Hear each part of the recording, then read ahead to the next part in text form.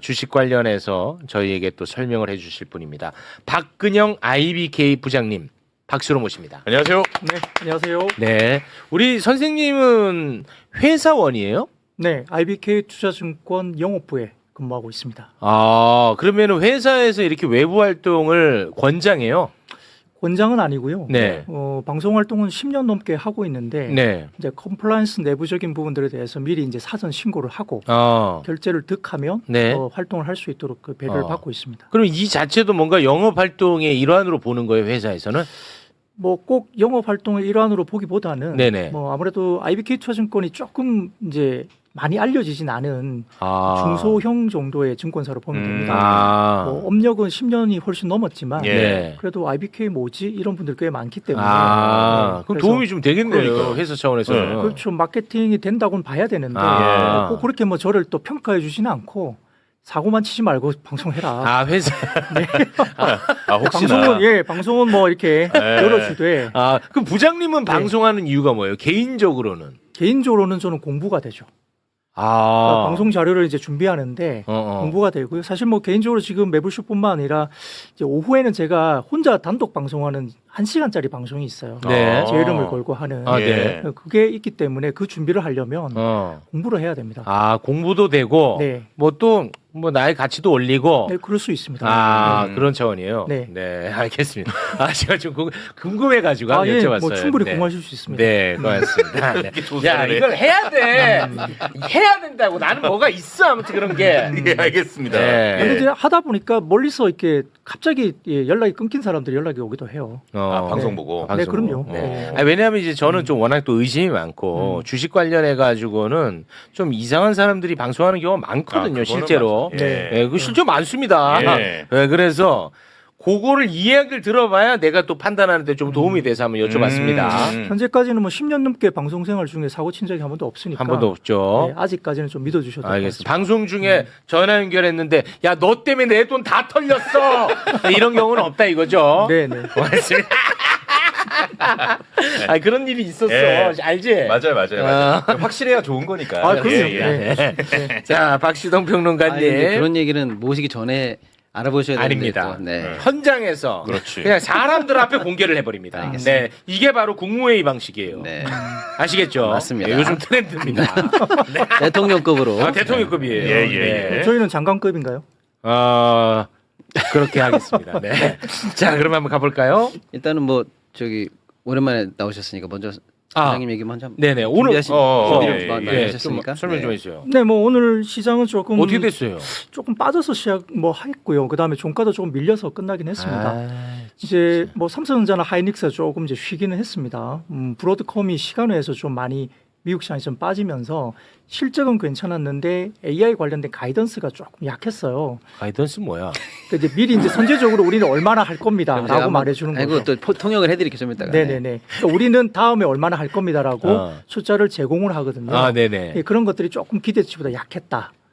네. 누가 제공했어요? 그 이제 그 회사가 당사가? 예, 브로드컴이라는 회사가 제공을 하는데 근데 선제적으로 우리가 다음 분기에는 얼마 정도 할 거야라고 이제 숫자를 이제 좀 알려주거든요. 알렸는데 그게 좀 예. 생각보다 기대치에 못 미쳤나 그렇죠. 보군요. 예, 그러면서 시간외에서 뭐 13% 정도 밀리다 보니까 조금 이제 그게 삼성전자 하이닉스에게 영향을 좀 준 것 같은데 그러나 이제 이 내용을 좀 뜯어보면 수요가 없어서 가이던스 그러니까 그 이제 먼저 준 숫자 가이던스 해도 돼요 이제. 예, 약한 네. 게 아니고 이제 너무 좀 힘든다는 거죠. 물리적으로. 그러니까 공간도 힘들고 이제 뭐 반도체도 구하기 좀 힘들고 전력도 좀 힘들고 물리적으로 힘들어서 네. 이 숫자가 조금 약하게 나온 거지 수요가 문제가 있는 건 아니다라고 이야기를 했기 때문에 병목이 발생했군요. 네, 뭐 그렇습니다. 네. 병목은 또 전문 용어인데요. 네. 두분 뭐? 에너지 병목, 예. 반도체 병목. 예. 병목 이슈가 굉장히 주가와 연동돼 있어. 그래요? 중요한 포인트야, 임마. 맞죠? 네, 맞습니다. 그러다 보니까 이제 조금 대형주가 쉬니까요. 뭐 집중되던 수급이 조금 이제 열리는 거죠. 예. 그러면 예를 들어 반도체가 꺾였다고 생각한다면 삼성전자 하이닉스가 쉴 때 반도체 섹터가 다 빠졌어야 되는데 네. 오늘 이제 코스닥 시장의 반도체 소재 부품 장비는 급등을 했습니다. 특히 이제 원익 IPS, 그 다음에 유진테크, 뭐 테스, 뭐 이런 종목들은 이제 대부분 다 보면 전 공정이라 그래가지고 네. 반도체를 새롭게 만들 때 이제 장비가 들어가는 초기 단계에 들어가는 장비들인데 네네. 이게 지금 상한가를 올라갔고 뭐 주성 엔지니어링 이런 종목들도 이제 반도체 소재 부품 장비들이 급등을 해버렸죠. 예.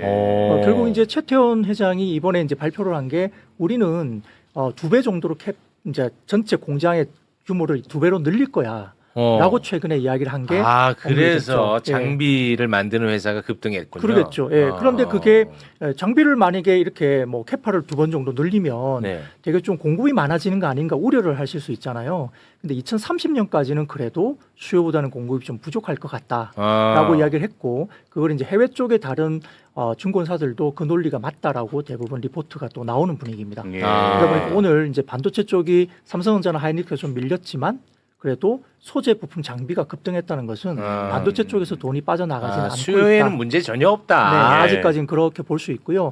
좀 이따 말씀드리겠지만 골드만삭스도 이제 그 논리로 네. 한국을 뭐 코스피 이제 목표를 한 12,000포인트 정도까지는 네? 갈 수 있다. 12,000으로 올렸어요? 네, 오늘 이제 리포트가 나왔죠. 반도체를 근간으로 이야기를 하고 있습니다. 와. 어느 정도. 그렇게 이야기가 된 거고 예. 그 외에도 이제 우리가 뭐 조금 뭐 작년부터 올해까지 이제 좀 수익률이 좋다 보니까 네. 좋으시다 보니까 돈을 조금 여유 있게 생기게 되고 또 이번에 이제 그 여러 가지 뭐 성과급 문제가 좀 있었잖아요. 네네. 그래서 일부 좋은 회사들이 있는 쪽 그래서 뭐 예를 들면 동탄 쪽에 있는 백화점, 용인 수지에 있는 백화점, 판교에 있는 백화점, 광교의 백화점 이런 쪽에서 성장률이 기존점이 20에서 25% 성장률이 나오다 보니까 더군다나 또 이게 특히 명품 매장 성장률이 굉장히 또 좋았습니다. 네, 그래서 오늘 이제 백화점이나 유통이나 예. 이런 쪽도 좋았고 화장품은 또 수출 지표까지 좋았기 때문에 화장품이나 미용기기 쪽도 플러스권이 나오고 있고 카지노 쪽도 굉장히 좀 괜찮았고요. 여기서 버는 걸 또 아니죠. 카지노로 가요? 네, 그쪽은 외국인들이 많이 들어온다. 외국인 많이 들어와요? 네, 최근에 들어서 뭐 5월 달부터 본격적인 성수기가 5월 달부터는 이제 해외 쪽에서 들어오는 것도 많고 예. 지금 한 7년인가 얼마 만에 지금 중국 쪽하고 지금 증편을 했다 그래요. 항공 쪽을 중국인들이 한국에 들어오는 그게 한 7년 정도 만에 주 70회 정도 증편이 됐다고 합니다. 근데 중국인들은 또 카지노 좋아하잖아요. 그러니까 이제 외국인 카지노나 이런 데 특히 뭐 파라다이스나 이쪽에 최근에 지표가 잘 나왔기 때문에 이 반도체 큰 대형사가 쉬는 반면 소재 부품 장비가 급등하고 그다음에 소비 업종들이 또 굉장히 좋았고 그 돈이 이제 빠져나간 건 아닌 것 같아요. 예. 그럼 뭐 지금 현재 대한민국 수출도 잘 돼, 내수도 뭐 활성화돼. 나쁘지 않네요, 대한민국. 괜찮아 보입니다. 아직도. 그리고 현재 뭐 8,000포인트 중반 정도는 되지만 그렇게 비싸 보이지 않는 현재 가치 구간이기 때문에 네. 뭐 여전히 저도 뭐 삼성전자 하이닉스가 이끄는 10,000포인트 시대는 저도 아주 긍정적으로 보고 있는 긍정적으로 어렵지 않다. 야, 네. 시작도 안 했대 아직. 시작도 안 했다. 12,000까지 간다. 지금 예. 8,000인데 정신 바짝 차리고. 자, 그리고요. 원래 준비해 오신 내용으로 이어갈까? 그럼 오늘 시장을 모른다니까 내가 뭘 준비했는지. 진짜 하나도 몰라요. 난 예. 몰라 오늘은. 예. 일단 그러면 이제 부장님께서 좋은 말씀 주셨으니까 조금만 보충 말씀드리면 오늘 장은 사실 좀 기대와 우려가 동시에 사실은 시작된 장이었어요. 왜냐하면 어제 우린 쉬었잖아요. 예, 네, 그렇죠. 근데 사실 어제 쉴 때 좀 안타까웠던 게 나머지 글로벌리한 증시, 특히 이제 아시아 증시가 많이 올랐어요. 어제. 그러니까 사실 우리가 문을 열었으면 어제 네. 덩달아 이제 같이 좀 올라가면서 소위 말하면 조금 재밌을 뻔했다. 그런 게 있었는데 네. 이제 오늘 새벽에 끝난 미국장에서 다소 조금 우려할 만한 내용이 나오니까 그럼 우리는 어저께 있었던 플러스 요인, 오늘 새벽에 있었던 마이너스 요인 둘 중에 어느 쪽으로 시장이 방향을 잡을까? 아니면 둘 다 섞어서 그냥 뭐 중립적으로 그냥 비슷하게 약보합이나 강보합이나 이 선으로 갈까? 이게 사실은 궁금했는데 네. 조금 안타까운 게 하루 전에 열었으면 올라갔어야 될 플러스 효과는 조금 못 보고 오늘 아침에 있었던 마이너스 효과를 조금 그것만 직접적으로 받아가면서 코스피가 이제 1.82% 정도 빠지는 선에서 끝이 났어요. 예. 다소 좀 아쉽죠. 어저께 상승폭을 받지를 못했다는 측면에서 좀 아쉬운데 근데 이제 말씀 주신 것처럼 굳이 이제 미국장에서 나왔던 흐름 중에서 안 좋게 우리 시장에 반영될 만한 게 뭐 있을까라고 굳이 따져보면 하나는 이란발 노이즈가 조금 있었어요. 그래서 뭐 다시 뭐 이란이 쿠웨이트를 폭격을 했네. 뭐 이런 노이즈가 좀 있었거든요. 그로 인해서 유가가 다시 조금 상승하고 미 국채 금리도 조금 올라가면서 예. 글로벌 환경이 조금 불안해 또는 좀 짜증이 나 이런 내용 좀 있었고 미국에서 여러 경제 지표가 나왔는데 뭐 상황은 불안하다면서 고용이라든지 경기 전망 같은 거 PMI 지수라고 하는 게 있거든요. 그런 건 왜 이렇게 생각보다 잘 나오는 거야? 라고 하니까 그러면 금리를 더 떨어뜨리기보다는 뭐 그래도 괜찮으면 차라리 금리가 올라가는 방향 아니야? 라고 하는 예를 들어서 고용이 나빠져야 돈을 풀면서 경기를 받쳐줄 거 아닙니까? 네네. 그럼 금리 내려가겠네. 이렇게 네. 돼야 되는데 네. 고용도 잘 나오고 또 경기도 앞으로 확장될 것 같다라는 지표가 2개가 나왔어요. 그러면 적어도 금리는 내리기는 어려운 거 아니야? 이란도 불안한 상황에서. 네, 그래서 일단은 그런 어떤 매크로 환경이 조금 안 좋다라는 뉴스가 오늘 아침에 좀 나왔고. 예. 근데 저는 여기 네. 말 끊어서 죄송한데 그렇습니다. 이게 네. 굉장히 어려워요. 뭐냐면 네. 경기가 너무 좋아. 그럼 물가가 올라서 금리를 올린다고 한단 말이야. 네. 그럼 경기가 좋아. 네. 그래서 금리를 올린대. 네. 그러면 이거는 주가에 악영향이에요? 네. 경제가 좋은데. 너무 재미있는 뉴스를 주셨어요. 네. 점점 이제 우리 최욱 앵커님이 늘 똑똑하지만 또 이렇게 폐부를 확 찔러버립니다. 아, 페부 찔렀어요. 찔렀습니다. 와, 페부 너무 한번 좋은 찔러봅니다. 얘기예요. 예. 나 이게 헷갈리더라고 네, 항상. 맞습니다. 그러니까 이게 오늘 드리고 싶은 말씀이에요. 사실은 제가 결론을 미리 말씀 주신 거예요, 최욱 앵커님이. 뭐냐면 물이 반 채워져 있으면 반밖에 없어라고 사람들이 보면 야 이거 너무 좀 부족한데 이렇게 사람들이 부정적으로 해석할 수도 있고 반이나 남았어라고 하면 다 긍정적으로 해석하잖아요. 네네네. 같은 지표, 같은 현상도 지금 시장이 어떻게 해석하는가가 중요해요. 그러니까 방금 말씀하신 야 경기가 좋다며 좋은 뉴스죠. 네. 굿이에요, 굿. 그런데 지금 우리가 포커스를 맞추고 있는 중심은 뭐냐면 그래서 금리를 내릴 거야, 올릴 거야. 이게 더 중요하다는 거예요. 너 지금 돈 잘 벌어? 경기 튼튼해? 이게 중요할까요? 뒤에서 그래서 금리를 내릴 거야, 올릴 거야. 이게 더 중요하다면 경기가 좋아서 돈이 많이 풀리고 그래도 사람들이 고용이 잘 되면 좋다라는 것보다 아니 그래서 금리 올라가겠네 이렇게 생각하니까 금리가 올라가면 채권 금리도 올라가고 그래서 증시에 나쁘겠네. 난 이게 더 걱정이야. 사람들이 지금 이걸 보고 있어요. 그래서 이제 여러분께 드리고 싶은 말씀의 핵심은 네네네. 언제 어떻게 사람들이 뉴스를 해석하는가의 이 유행에 알고 계셔야 되는데 지금은 금리에 포커스를 맞춘다. 자, 그래서 금리를 내려가는 방향으로 나온 뉴스는 굿이에요. 그러니까 경제가 좋아진다. 경기가 탄탄하다는 게 굿이잖아요. 그럼 금리에는 안 좋죠. 네. 그러니까 good is bad. 좋은 뉴스가 나쁘게 해석되고요. 야, 이거 금리 못 올리겠다 싶은 거 있죠? 네. 그러니까 bad 뉴스예요. 근데 나쁜 금리에는 뉴스가? 좋죠. good. 그렇습니다. 그래서 지금 나오는 지표는 그게 금리에 어떻게 영향을 주느냐에 따라서 good is bad고 bad is good이에요. 지금은 그렇다는 거지. 지금은요. 항상 그렇다는 게 아니고. 그렇죠. 그래요. 그래서 오늘 나온 지표들이 굿인데 경기가 좋다며. 근데 금리에는 도움이 안 되잖아요. 그래서 good is bad로 해석이 되는 거예요. 이게 폐부를 난 찔렀습니다. 헷갈려. 아니, 근데 왜냐면 그건 또 어렵다, 언젠간 어려워. 또 이럴 거야 얘네들. 맞아요. 시장이라는 놈이 난 누군지 모르겠는데 얘네들 분명히 이런다. 예. 언제 또 이제 금리를 또 내려. 네. 예를 들어. 네. 그러면은 뭐 내리면 주가가 올라간다며 맨날. 근데 그때는 야 금리를 내린다는 건 경제가 나쁘다는 지표인데. 야 그러면 또 주가 떨어진다. 맞지 맞아요. 너네들. 정확합니다. 예를 들어서 지금 기름값이 올라가, 아 불안해 죽겠네, 물가 올라가잖아라고 싫어하는데, 예. 예를 들어 기름값이 하염없이 떨어져. 그럼 뭐라고 하는지 아세요? 기름 안 사나 봐, 공장들 멈추나 봐, 맞아. 경기 침체 예고인가 봐 이래가지고 또 나쁜 떨어지는 유가를 나쁘게 해석해요. 바로 그겁니다. 그래서 지금 시장이 보는 경우에 따라 포인트를 다른 거죠. 보시는 거죠. 경우에 맞습니다. 따라 다른데 네. 예. 지금은 금리에 주목할 필요가 있는 그렇죠. 시장이라는 거죠. 그렇습니다. 그래서 금리에 도움되는 와. 뉴스는 굿, 금리에 도움되지 않는 뉴스는 배드 이렇게 해석하면 돼요. 이게는 항상 헷갈렸는데 예, 알겠습니다. 그래서 예. 오늘 그런 어떤 금리에 도움되지 않는 소식이 몇 개 나왔고 네. 그다음에 이제 아까 우리 부장님 말씀하신 것처럼 미국에 있는 한 회사 브로드컴이라는 회사가 실적은 잘 나왔는데 비교적 근데 앞으로 우리 돈 더 벌 수 있어라고 화끈하게 시장에다가 쉽게 말하면 청사진을 화끈하게 내주길 바랬는데 그냥 뭐 변변한 정도를 얘기하니까 왜 그거밖에 못 벌 것 같아? 라고 하니까 이거 꺾이는 거야 뭐야?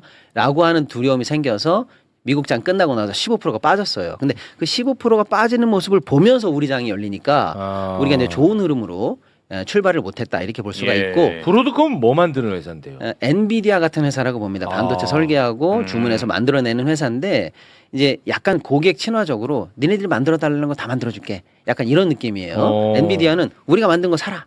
AI 필요하지? 이런 느낌이면 네. 얘네들은 야, 너 이거 필요하지? 내가 설계해서 이렇게 만들어줄게. 약간 이런 느낌이라고 보시면 되는데 네. 얘네들이 확실하게 늘어나지 않으니까 조금 걱정은 됐던 건데 근데 이제 미국 시장도 브로드컴은 빠졌는데 마이크론이라든지 샌디스크처럼 반도체 만드는 회사죠. 우리 삼성전자나 하이닉스랑 비슷한 회사들. 네. 얘네들은 올랐어요.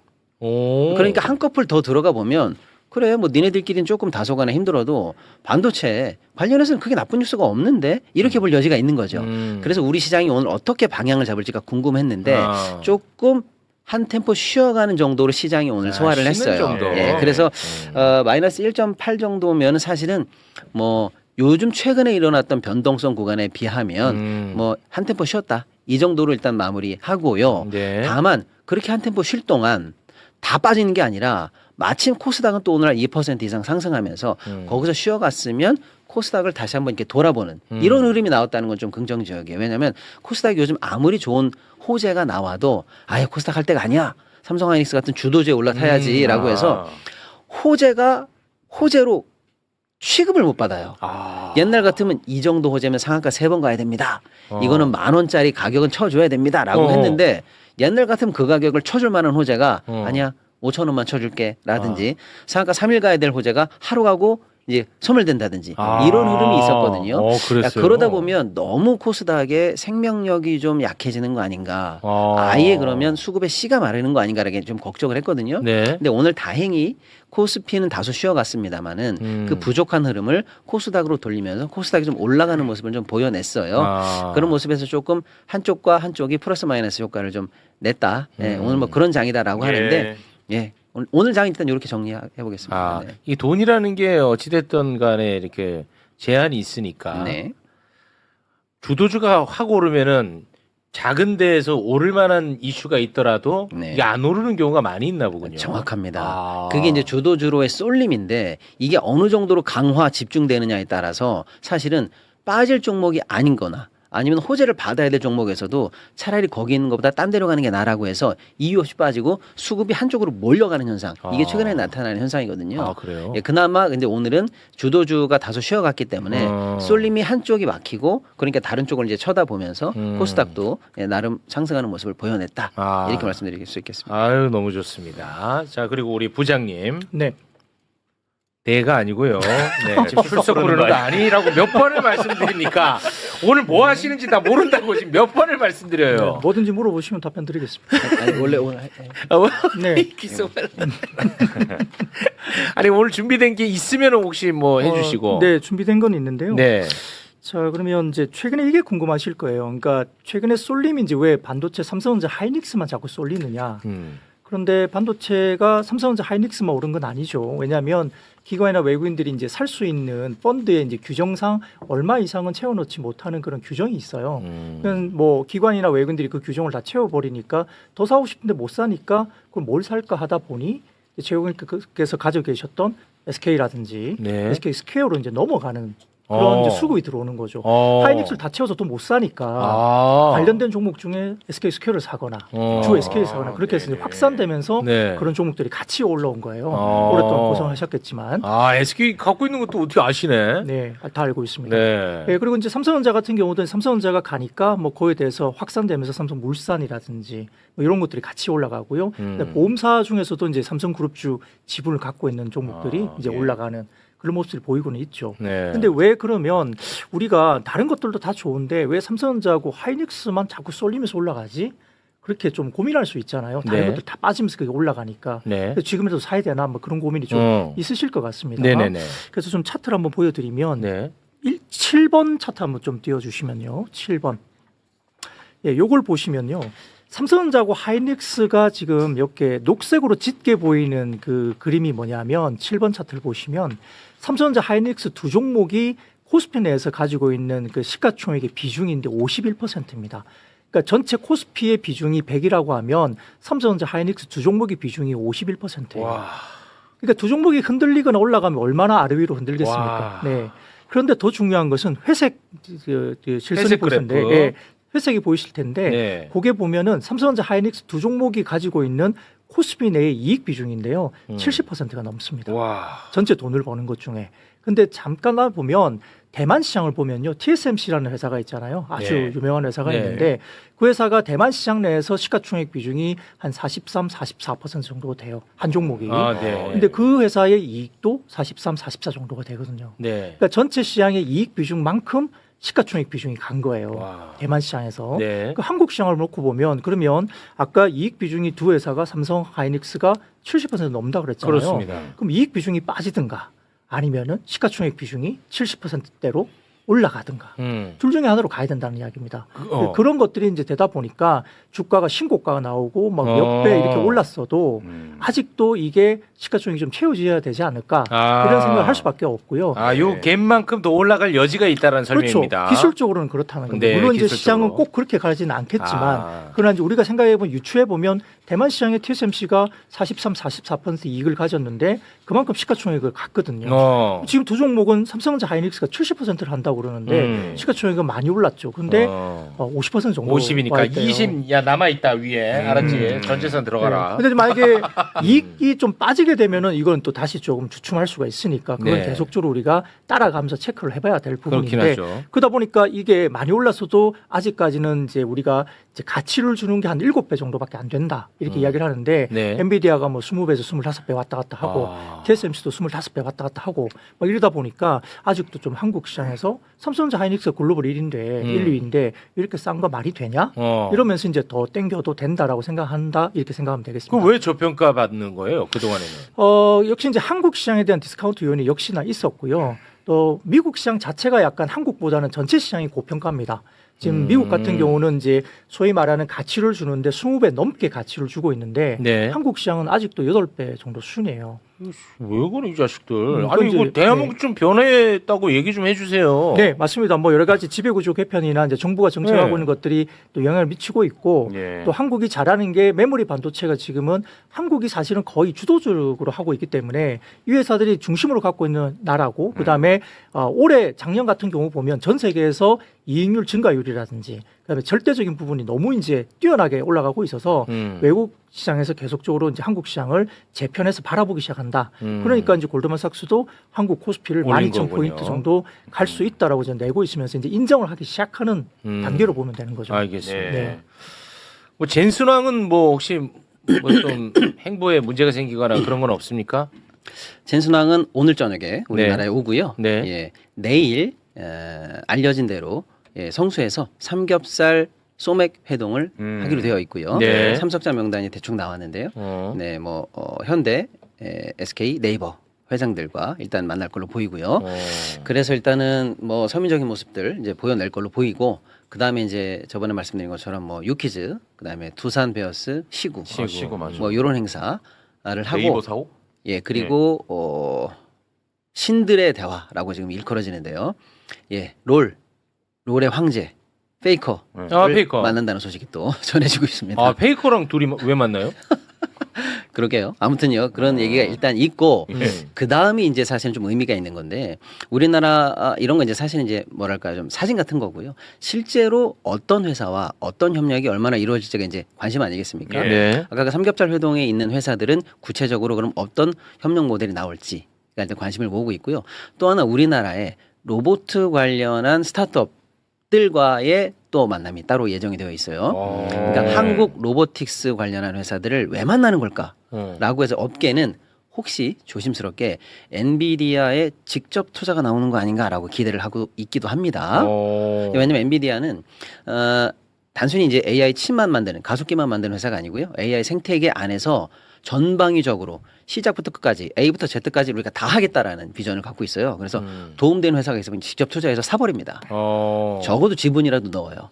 그래서 그 생태계 안에서 어떤 식으로든 다 먹겠다라는 전략이니까 로보틱스? 그럼 한국에 괜찮은 회사가 있으면 우리가 직접 투자할까? 이런 움직임이 이번에 가시화되는 거 아닌가라는 기대도 또 모으고 있고요. 그다음에 이제 네이버라든지 두산은 본사 사옥을 직접 방문해가지고 모종의 협력을 또 강화시키지 않을까 이런 지금 현재 기대를 모으고 있습니다. 네. 그 주가에 어떻게 지금 반영되고 있어요? 이런 얘기가 이제 슬금슬금 나온 지가 지금 일주일이 넘었거든요. 네. 그래서 사실은 좀 상당 부분이 뭐 여기 언급된 회사들이 다 상한가 두 번 내지는 3번 정도 칠 때까지 올라가 있는데 오늘 이제 좀 어제부터 시작된 조정이 좀 있었고요. 오늘은 좀 많이 빠지고 있습니다. 그래서 오늘은 더 빠져요. 뉴스 소문에 사고 뉴스에 팔아라라고 하는 것처럼 최근에 좀 많이 올랐기 때문에 이제 조금 오늘은 차익 실현 매물을 좀 맞고는 있는데 네. 오히려 이제 한 말씀 더 드리면 그래 소문에서 샀어야지라고 하는 그 테마성 폭등 장세는 어느 정도는 조정이 필요할 거 아니겠습니까? 그런 것 때문에 다소간의 조정은 합리적이라고 보이는데 아까 말씀드린 것처럼 진짜로 엔비디아 향 어떤 매출이 잡힌다라든지 협력 관계가 나올 수 있는 회사들이 제가 볼 때는 몇 개 있거든요. 네네네. 그 회사가 덩달아 빠지고 있어요. 근데 그건 아니다. 충분히 가능성 있는 회사도 있기 때문에 그건 좀 과도하게 기대감을 빠지는 거고. 가지고 있어도 좋은 회사들도 있다. 이렇게 말씀드리겠습니다. 네. 알겠습니다. 그다음에 오늘 그럼 제가 잠깐 뭐 한 5분만 더 네. 쓰면은 아까 코스닥이 오늘 좀 많이 올랐어요. 이런 얘기 했잖아요. 뭐 자금 순환매 뭐 이런 것도 의미가 있습니다만 오늘 또 좋은 소식이 하나 나온 게 뭐냐면 저번에 코스닥이 한번 오를 때는 국민성장펀드에 자금이 들어가요. 그래서 네. 기대감이 있습니다. 이런 얘기 한번 제가 드린 적이 있는데요. 네. 오늘은 금융위에서 코스닥 활성화를 위해서 증권사라든지 업계 대표들을 불러가지고 제대로 의견을 듣겠다. 허심탄회하게 한번 얘기해봐라. 라는 얘기를 오늘 본격적으로 시작을 했거든요. 그래서 소위 말하는 이제 이 정부 발 코스닥 시장 활성화 대책, 정상화 대책이 이제 본격적으로 시동이 걸리는 거 아니냐라고 해서 오늘 투심이 좋아지는데 또 한몫을 했어요. 이 부분의 의미를 간단하게만 정리하겠습니다. 네네. 시간이 없으니까. 왜 뭘 어떻게 이렇게 활성화한다는 거야? 뭐 어떻게 한다는 거야라고 하는데 그 이유가 있습니다. 왜냐하면 이렇게 생각해 보세요. 만약에 최우 앵커가 이제 매불쇼를 잘 하고 있는데, 예를 들어서 여기서 하고 있는 코너가 하루에 4개씩 하면 일주일에 한 20개 코너가 있을 거 아닙니까? 네. 그러면 야, 매불쇼를 살리자. 그래가지고 모든 출연진에게 성과급, 출연료 2배 인상 딱 이렇게 해서 매불쇼를 그러면 살리겠지라고 해보면 네. 어떤 부작용이 났냐면 잘 되는 코너에 있는 출연진들은 더 열심히 하고 흥이 나서 막 더 열심히 준비하는데 사실은 저 코너는 조금 아리까리한데 시청자 반응도 안 좋고 해서 문을 닫아야 될 코너도 있을 텐데 거기까지도 덩달아서 자금이 들어가니까 판별이 안 되는 문제가 생겼던 거예요. 뭐냐면 과거에도 코스닥을 살리겠다라는 대규모 정상화 정책이 나온 적이 몇 번 있어요. 2004년, 2013년, 2018년 등등등이 있었는데 지금 다시 생각해 보니까 왜 약발이 이렇게 오래 안 갔나 봤더니 사실은 퇴출돼야 되거나 자생력이 없어야 되는 애들까지도 그 수혜를 덩달아 받으면서 시장 전체가 그냥 덩달아 올라갔다가 분별 없이 덩달아 빠지는 효과를 냈다는 거예요. 어떤 느낌인지 아시겠죠? 그러니까 최진봉 교수님한테 너무 출연료 많이 드린 거야. 뭔 말인지 알지 너? 시장에서 시장에서 이미 평가 내려졌단 말이야. 예. 근데 어떻게 한번 좀 돈 들이면 뭐 성과가 좀 나올까 싶어서 더 드렸는데 이거는 웬걸? 뭐 아무튼요. 그래서 자생력을 상실한 퇴출돼야 되는 코스닥이 무분별하게 살아남는 부작용을 만들어 버린 거예요. 좋다. 그래서 좋아. 이번 정부가 하고 있는 코스닥 정상화 조치는 그런 부작용에 대한 철저한 반성적 고려가 깔린 것 같아요. 그래서 기대를 모으고 있는 거예요. 그래서 몇 가지 말씀드리면 소위 말하는 동전주라고 해서 1,000원도 안 되는 회사들이 있어요. 주가가. 네. 적어도 상장 회사인데 주가가 1,000원도 안 되고 아이스크림 값도 안 된다는 게 말이 안 되지 않습니까? 정리해. 그런 것들은 바로 정리한다. 정리해. 동전주 퇴출. 그렇지. 그다음에 뭐냐면 지금 몇 분기 연속으로 적자 내고 있는 회사들. 정리해. 그렇습니다. 아니 돈도 못 버는데 어떻게 투자자한테 우리 회사 주식을 믿고 맞아. 투자하십시오라고 시장이 올라갈 수가 있겠습니까? 예. 연속 적자. 이거 못 고치면 퇴출. 퇴출이야. 너무나 중요하죠. 그다음이 시총이 어느 규모가 안 돼서 쉽게 말하면 강남 아파트 한 채 살 돈이면 그 회사에 상장되어 있는 유통 주식을 다 살 수 있어요. 말이 안 되지 않습니까? 네. 그런 정도 소규모 유통량이라든지 시총밖에 안 되는 회사가 거래가 되고 있다는 게 말이 안 정리해. 됩니다. 그렇죠.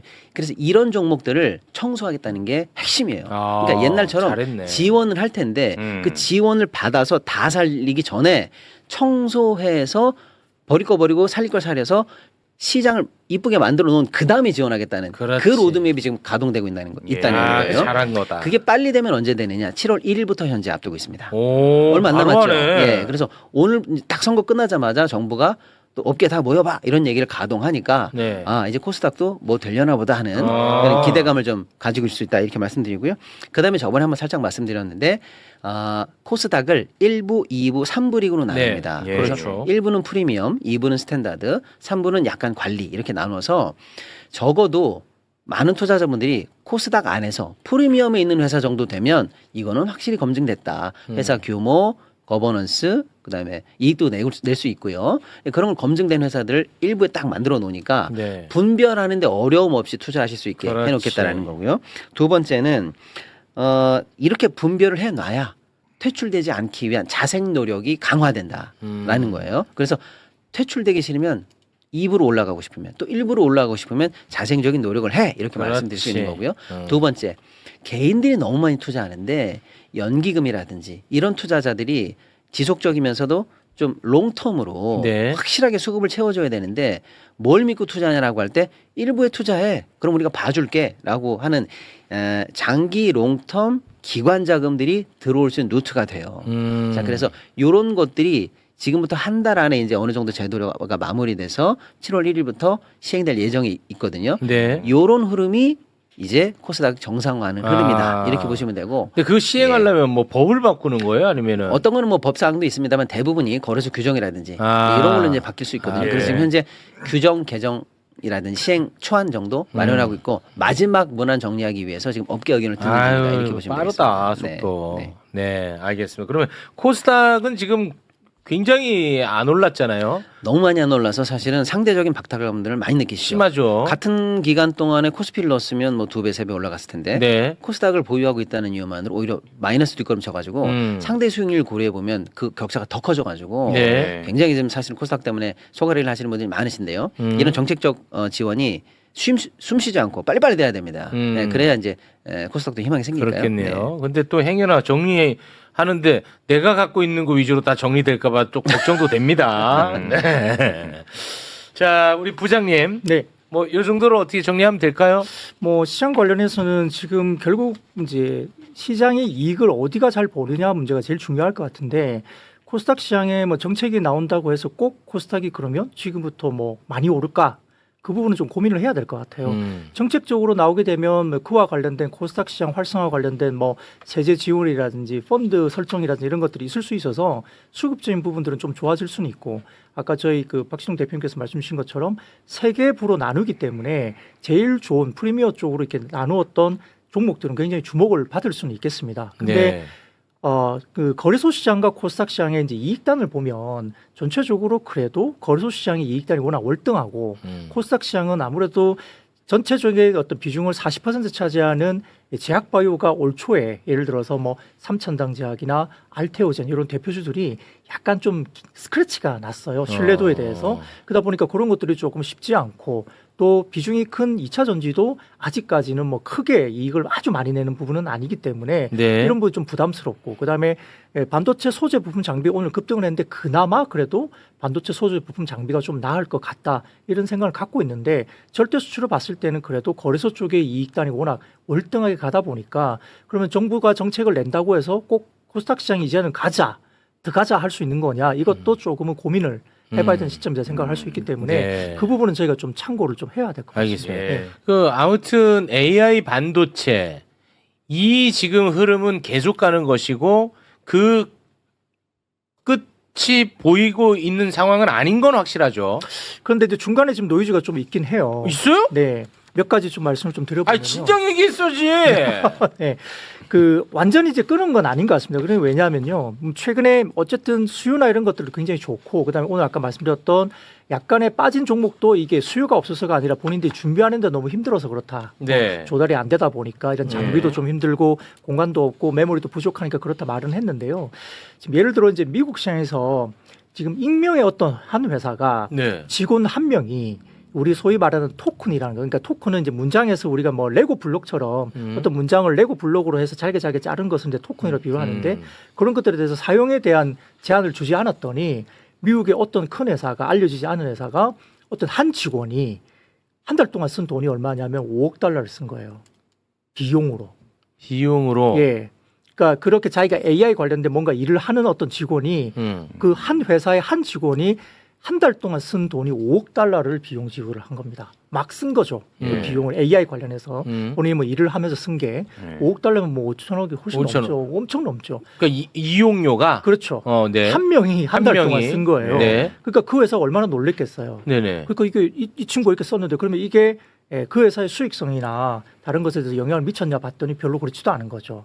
그러니까 제한을 두지 않았더니 그렇게 돈을 썼더라는 게 미국 시장에서 나온 거예요. 네. 그 회사가 저희가 추정컨대는 마이크로소프트일 가능성이 높다고 추정을 하고 있습니다. 그러니까 이제 마이크로소프트 입장에서는 야 이거 비용을 이렇게 많이 쓰니까 이제부터는 좀 우리가 제어를 해야 되겠어. 이렇게 하면서 이제 비용이나 이런 것들을 조금 제어하기 시작하고 아주 이제 모델들이 많잖아요. AI 모델 관련해서 뭐 챗GPT도 그렇고 우리가 뭐 여러 가지 모델들이 많은데 그것도 가격이 천차만별이지 않습니까? 그 모델들에 따라 그 비싼 모델 이제 쓰지 말고 좀 싼 걸로 가자 이렇게 돼버리는 분위기로 가는 게 미국에서 지금 나오고 있는 토큰 이코노믹스라는 이제 어떤 개념이 생기기 시작한 거예요. 아, 이 말인즉 네. 그러면 AI 매출이 좀 줄어들 가능성에 대한 우려를 그렇죠. 얘기하시는 거죠? 너무 과도하게 비싼 모델들을 꼭 쓸 필요가 있을까? 그리고 이제 일부 이제 지금 리포트를 좀 보면 AI 관련된 뭔가를 모델을 썼는데 정말 수익성 향상에 도움된 것은 한 18%, 20% 정도밖에 안 된다. 나머지는 뭐 이렇게 뭐 고객단에 대해서 대응하는 여러 가지 부분이라든지 뭐 딴 것들 돈 쓰는 게 대부분이고 네. 한 20%가 수익성에 연관이 있다. 라는 이제 우려가 좀 있는 것이고요. 거기에다가 지금 최근에 많이 오른 게 반도체나 IT 쪽이잖아요. 미국도 마찬가지고. 네. 근데 이게 지금 스페이스X 상장이 너무 큽니다. 지금 기존에 전 세계에서 가장 큰 상장 규모가 이제 아람코라는 회사가 한 200억 달러 중반 정도까지 이제 돈을 땡겨 왔는데 예. 이번에 스페이스X가 750억 달러니까 3배 정도 규모로 역대급으로 이제 돈을 이제 땡겨 오게 되거든요. 네. 거기다가 엔트로픽도 그 회사도 10월쯤에 상장을 할 거라고 또 발표를 했어요. 아. 그러니까 그렇게 역대급으로 엄청난 회사들이 이제 상장을 하게 되면 돈이 없네. 그쪽으로 돈에 들어가야 되잖아요. 예. 그러면 펀드들이 어떻게 하겠어요? 다른 걸 팔고 그렇지. 또 넘어가야 되니까 그런 수급적인 영향이 분명히 뭐 IT, 빅테크 많이 오른 섹터에서 돈이 좀 빠져나갈 것 같다라는 생각을 할 수 있고 그게 일시적이겠죠. 근데 그게 규모가 너무 큽니다. 너무 커요. 역대급이고요. 역대. 그다음에 엔트로픽 같은 경우는 또 이번에 뭐가 지금 문제가 됐냐면 갑자기 오픈 AI보다 엔트로픽이 좀 늦게 상장할 거라고 사람들이 생각을 했거든요. 네. 근데 엔트로픽 갑자기 오픈 AI보다 치고 나와가지고 네. 우리가 먼저 할 거야 이렇게 해버린 거예요. 그게 뭐냐면 금리 인상을 좀 피하고자 하는 거 아니냐. 예, 이제 뭐 그렇죠. 새로운 페드 의장이 들어오는데 야, 금리 인상하기 전에 빨리 하자. 빨리 해야 된다. 예, 이게 이제 또 문제가 되니까 얘들이 왜 이렇게 서두르지? 아, 이 금리 오르나 보다. 네, 그거에 대한 우려가 또 생기기 그 시작한 우려가 거죠. 있고. 예. 그리고 너무 좋으면 굳이 상장을 왜 해? 돈을 계속 벌면 되지. 아. 근데 왜 시장에서 자금을 땡기려고 그러나? 아, 그렇게 라고 또. 고민을 하는 거죠. 아. 그런 것들이 단기적으로 우려가 좀 있는 거고요. 아. 예, 그런 것들이. 그리고 이제 항상 보면 패드 신임 의장이 이제 새롭게 들어올 때 이번에도 이제 케빈 워시가 들어오지 않습니까? 과거에 13번 정도의 신임 의장이 들어오면 대부분 주가들이 단기로 조정이 나왔어요.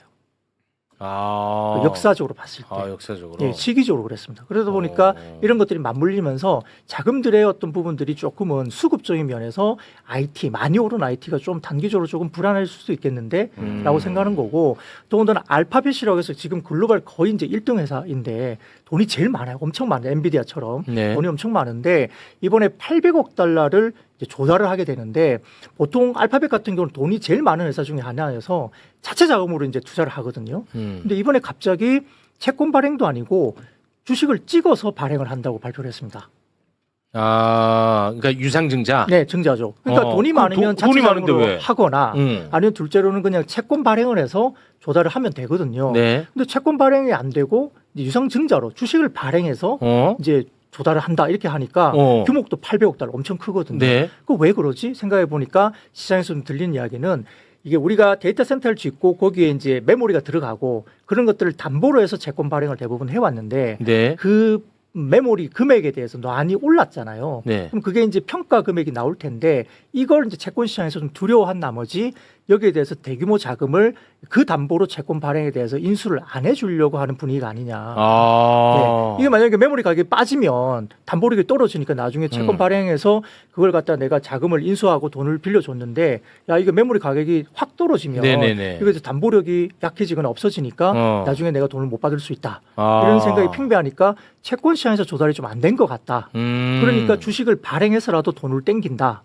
이런 이야기가 이제 월가에서 지금 조심스럽게 나오고 나오는 있어요. 거죠. 그러니까 아주 1등 업체로 이야기하고 있는 알파벳이 그런 스탠스가 되다 보니까 많이 오른 상태에서 약간의 불안감들이 지금 팽배되면서 이제 반도체 종목에 대한 약간의 불안감이 좀 있긴 하죠. 조금은 있군요. 네. 그런데 이제 길게 보면 아까 말했던 토큰 이코노믹스 때문에 어떤 뭐 가격들에 대해서 되게 좀 민감하게 비싼 걸 쓰지 않거나 수요가 좀 줄어들 수 있다 생각을 하겠지만 그러나 우리가 이제 뭐 엣지 AI라든지 온 프라미스 AI라든지 이런 것들이 생기는데 예를 들면 뭐 우리가 클라우드 서비스를 이용해서 쓰잖아요 AI를. 근데 기업들이 이제는 자체적으로 다 그냥 갖추고 싶어 하는 거죠. 네. 그래서 아주 뭐 병원이라든지 아주 예민한 어떤 정보가 민감한 정보, 있는데 그렇지. 대인 기업들은 야 우리가 클라우드에 쓰는 거 너무 비싸기도 하고 그쪽에 갖다 주고 데리고 오려니까 데이터 쓰는 게 너무 비싸고 좀 우리가 위험해. 보안 문제가 있다. 그래서 우리가 자체적으로 좀 했으면 좋겠다 하다 보니까 그게 이제 온프라미스 AI로 가는데 그런 것들이 확산되면서 수요는 증가할 것이다는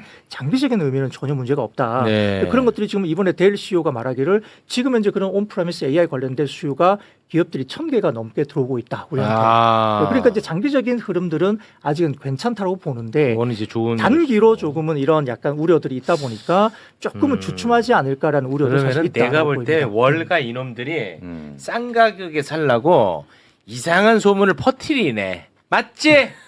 내가 너네들 머리 꼭대기에 있다 이놈들아. 저는 뭐 월가에 없기 때문에 뭐 저는 아니고요. 이 보면은 맨날 AI 네. 거품론 아, 중간중간에 맞아요, 나왔었어. 맞아요. 네. 쓱 해. 그러면 이제 그 공포를 막 자극해. 그러면 던질 거 아니야? 낮은 가격에 월가 이놈들이 다 줍줍한다고. 맞지? 너네들 내가 그렇게 바보 아니다. 어때요? 와 머리 꼭대기 위에 있네. 와 그걸 간파했어. 간파해. 왜냐하면 장기적인 관점에서는 이 스토리가 지금 끝나지가 않거든. 예. 근데 맨날 중간에 이렇게 잡음들이 나왔고 보면 좋은 관점이에요. 관점이죠. 왜냐하면 꼭 무슨 뭐 월가애들이 우리를 털어먹으려고 한다. 그건 모르지만 맞아. 그건 모르지만 장기적인 수요. 근데 반도체 지금 현재 뭐 2028년, 29년까지 계속 쇼티지가 난다. 심지어 어저께 최태원 회장은 30년까지도 문제 없다. 뭐 이런 얘기를 계속 하고 있는데 네. 만약에 이제 그 장기적인 수요나 이익이나 이런 것에 대해서 믿음이 있는 분이라면 지금 소위 말하는 거품론이 아니야. 오늘 뭐 조정을 세게 받아야 돼. 뭐 구글이 뭐 800억 불을 어떻게 했대. 이런 얘기 나오면서 잠깐 주춤할 때. 네. 그럼 나는 그때 과감하게 들어간다. 들어가는 거지. 이렇게 접근할 수 있는 또 하나의 포인트도 되는 겁니다. 그렇습니다. 네네. 그럼 뭐 내가 더 옛날은 기억도 안 나고 한 5천일 때도 한번 거품론 세게 한번 나왔었어. 정확합니다. 그래서 거품론은 수시로 나와요 지금도. 그거 봐. 계속 나오는데 그 거품론을 말하는 사람들에게 제공되는 트리거 명분의 소스가 오늘 있냐 없냐거든요. 그래서 아까도 브로드컴 얘기 잠깐 했지만 거 봐. 브로드컴도 못 늘리지? 그러니까 거품이야. 이런 얘기. 거 봐. 알파벳이 구글이거든요. 구글이 그렇게 돈이 많은데 왜 또 돈이 필요해? 뭐 문제 있는 거지? 보니까 뭐 800억 불 어쩌고저쩌고 하는데 200억 불이 뭐 직원 보상용이라든데 야 직원들한테 줄 돈이 없어? 돈 딸리는 거 아니야?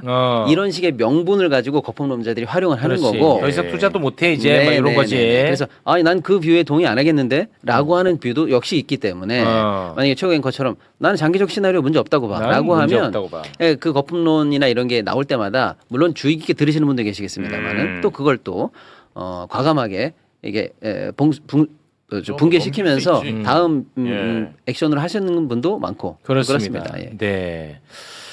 알겠습니다. 자, 그럼 오늘은 이쯤에서 좀 마무리를 짓도록 하겠습니다. 예. 아, 이게 큰 회사가 이렇게 상장한다는 거는 또 지금 시장이 아주 좋은 시장이다. 야, 이때 우리 한번 좀 돈 뽑아 먹자 해서 들어왔을 가능성도 나 지금 생각하고 있는데 네. 그러면 이게 또 고점이 아닌가 하는 생각도 좀 듭니다, 제가. 아, 이게 뭐 또 어설피 알면 머리가 복잡해져. 맞아요. 네. 불안 요소가 그게 분명히 있는 거죠. 아, 이렇게 생각하는 사람도 있어요? 저처럼? 월가에서 실제 그게 우려가 되고 있습니다. 아, 저처럼 생각하는 사람이 있어요? 네, 그렇죠. 아니 내가 상장하는 입장이야.